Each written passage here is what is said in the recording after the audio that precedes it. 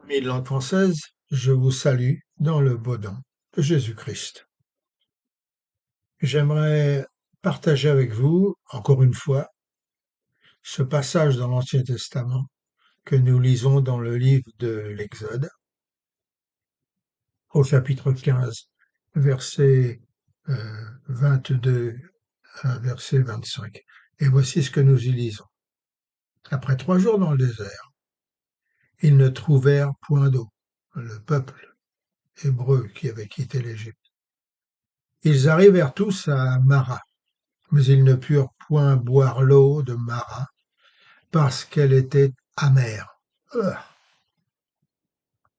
Moïse cria à l'Éternel, et l'Éternel lui indiqua un bois qu'il jeta dans l'eau, et l'eau devint douce. Alléluia. Et je ne sais pas si vous vous souvenez de ce que j'ai raconté il y a quelques semaines, avec une illustration d'ailleurs. Mais ces passages dans Jérémie chapitre 2, verset 13. Deux péchés mon peuple a commis, Jérémie dit de la part de Dieu. Ils m'ont abandonné, moi qui suis une source d'eau vive. Ils ont créé des citernes crevassées et qui ne retiennent même pas l'eau. Euh, oui, Major, c'est bien gentil tout ça, mais euh, nous ne sommes pas vraiment concernés, n'est-ce pas? Euh, Nous avons quitté le pays d'Égypte, nous faisons partie d'une église ou de l'armée du salut. Nous avons reçu le pardon de nos péchés. C'est vrai. Mais il se peut que, tout comme Israël, vous n'avez pas encore atteint la terre promise, et que confronté à cet obstacle insurmontable qu'est l'étendue d'eau stagnante de Mara, la cause du péché dans notre vie, devant lequel vous mourrez de soif, vous ne sachiez que faire.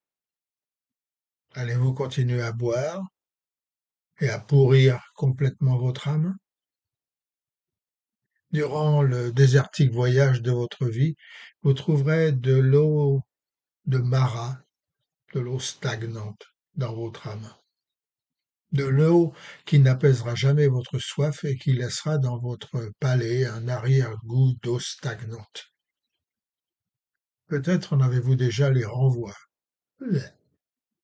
Un goût de solitude intérieure, un goût d'amertume, un goût d'insatisfaction, un goût inachevé, un dégoût de vous-même, des autres en général, un goût de désespoir, un goût de désorientation, un goût de vie gâchée dû à un orgueil tenace, un égoïsme insurmontable, à de la jalousie irraisonnée, un mauvais caractère incontrôlable, un désir modéré de posséder ce que l'on n'a pas, un esprit de vengeance.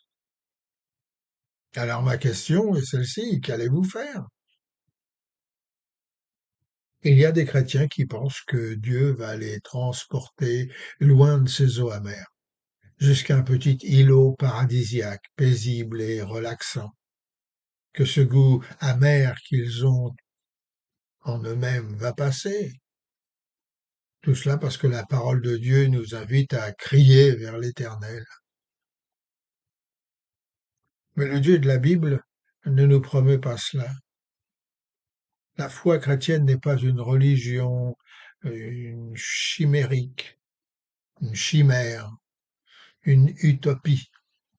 Au contraire, le Dieu de la Bible nous encourage à affronter les eaux stagnantes de notre vie intérieure, car c'est en les bravant que nous réalisons notre besoin de compter sur son appui. Voilà pourquoi nous aimons chanter à l'armée du salut. Oh, que mon âme a soif de toi, mon glorieux Sauveur. Et bien présenté à ma foi, ranime ma ferveur. Et puis encore, j'ai soif de ta présence, divin chef de ma foi, dans ma faiblesse immense. Que ferais-je sans toi? Je ne sais pas quelle sorte de bois Dieu demanda à Moïse de jeter dans cette eau stagnante pour qu'elle devienne pure. Je connais une ou deux usines qui donneraient beaucoup d'argent pour le savoir. Mais ce que je sais, c'est que ce bois avait la qualité de changer cette eau amère en eau potable, de faire qu'une eau sale devienne pure.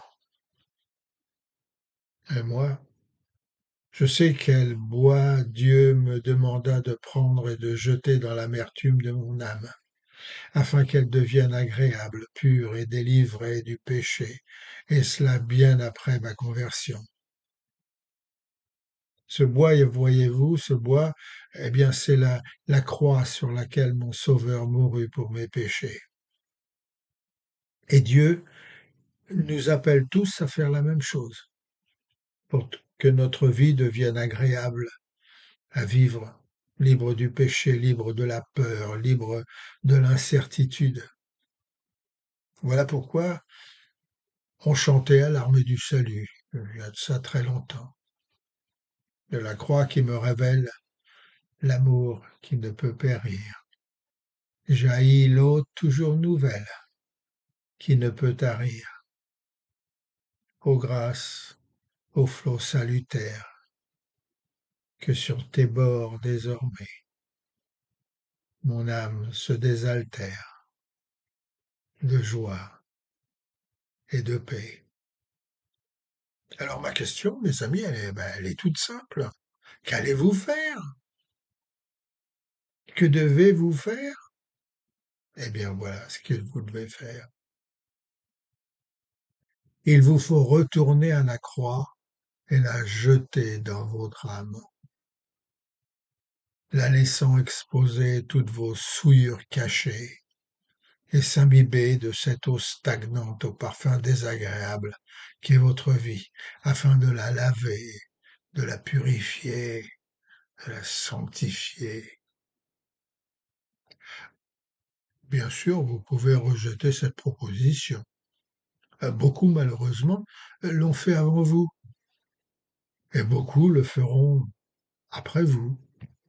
Si tel est le cas, il vous faudra boire votre coupe amère jusqu'à la lie, à moins que, à moins que vous preniez la résolution aujourd'hui de vous offrir complètement à lui, sans réserve, et de le laisser inonder et purifier votre âme.